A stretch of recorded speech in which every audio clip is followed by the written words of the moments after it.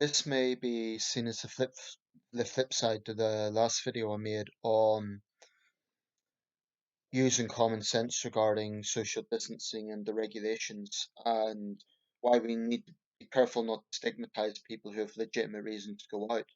But this is the flip side. Um, Selfish shits who really don't care about other people.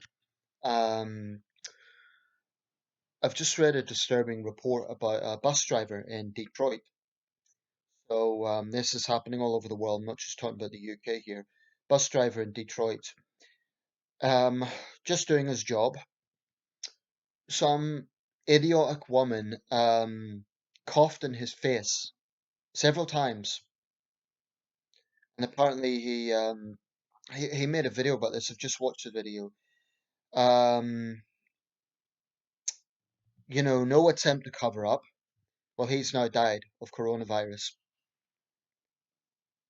Um, I think it's absolutely disgusting. It's disgusting in any circumstances, with or without this pandemic, coughing in someone's face or generally not covering your mouth.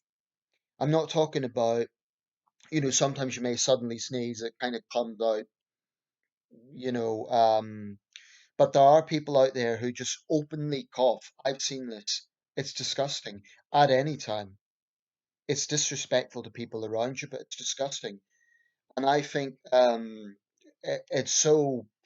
If I were this guy's family, I would be fuming. I would be utterly devastated, but I'd be fuming as well with this stupid woman.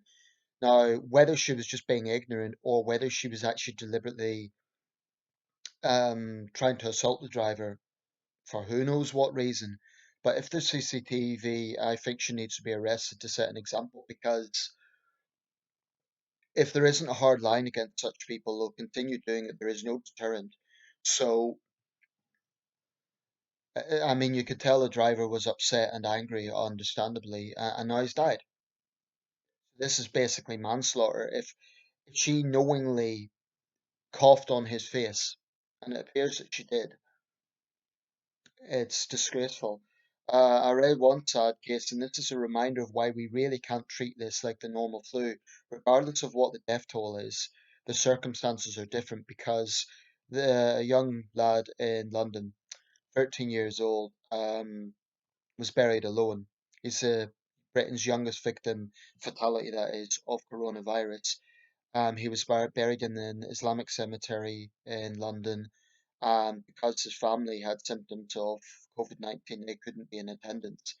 So it was just the grave diggers and I think a representative from the local mosque, 13 years old.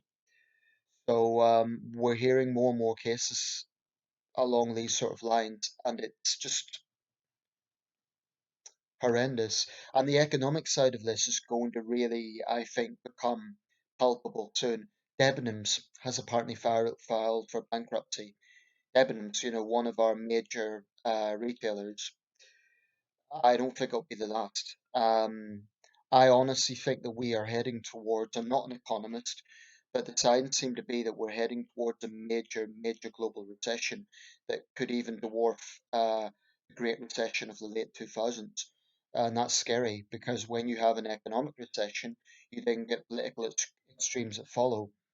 Um, so the implications of this are going to be well beyond each and every death, which is they're all individual tragedies, but it's going to go well beyond that. Um, I mean, I'm not at the point of losing sleep over it, but it's on my mind. And the thing about this is, you could say, oh well, the news is too depressing. Let's not watch the news, but it's everywhere. It's affecting every aspect of our lives in a way like nothing else before. In For most of us in developed countries in modern times. Um, and it is interesting that it seems to be developed countries that are harder hit by this.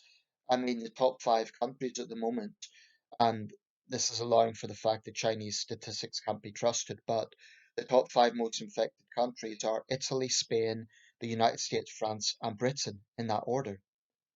So we're not talking about really poor countries, although if it does hit those countries in a hard way, it's going to be utterly devastating because of their already weak healthcare systems. So it's just profound. But I mentioned that it's important that we temper common sense and not stigmatize people who do need to be out.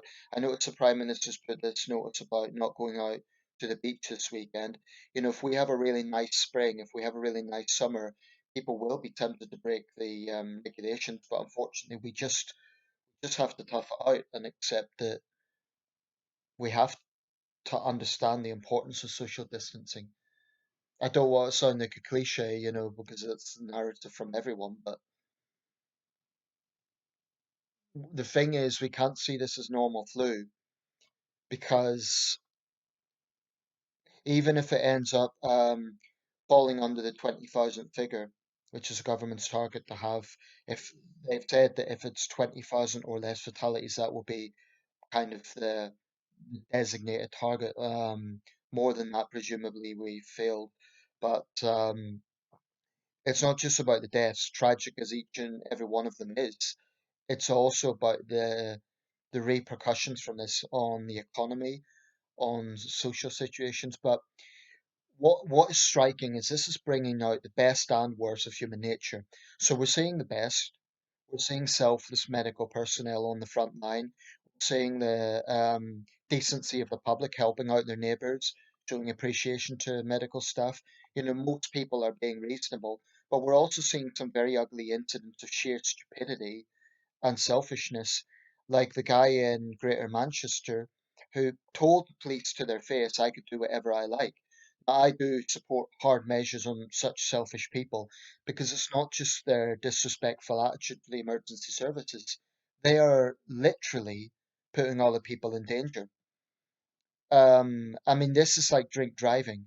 If you're going around coughing publicly, if you are, spitting at the emergency services and telling them you've got the virus, as far as I'm concerned, that is the moral equivalent of stepping behind a steering wheel when you've had 5 pints. You know, um, so for those sort of cases, I say throw the book at them. Although even that is complicated because presumably the officers who have to make the arrests are then getting into contact with the person. So even that's not straightforward. But it's very depressing to see some of the ugly things that are going on. But on the other hand, on a more optimistic note, we are seeing the best of humanity as well. My student yesterday told me that there's now a new strain in China and they're expecting a second wave, or rather, he said that there have been cases in Guangxi province of cats and dogs supposedly showing symptoms. Now, whether this is some theory that he saw on the internet, I haven't really seen much evidence of that. And certainly that isn't being formally reported at this point. So I don't want to, that is might be a sheer rumor. Um, People also need to be careful to keep level heads and not believe conspiracy theories about this. Apparently, there's one going around that 5G technology it's all the COVID-19 thing is all some big cover up to, I don't know, hide the implementation of 5G technology, or 5G technology is causing it, or some other such nonsense.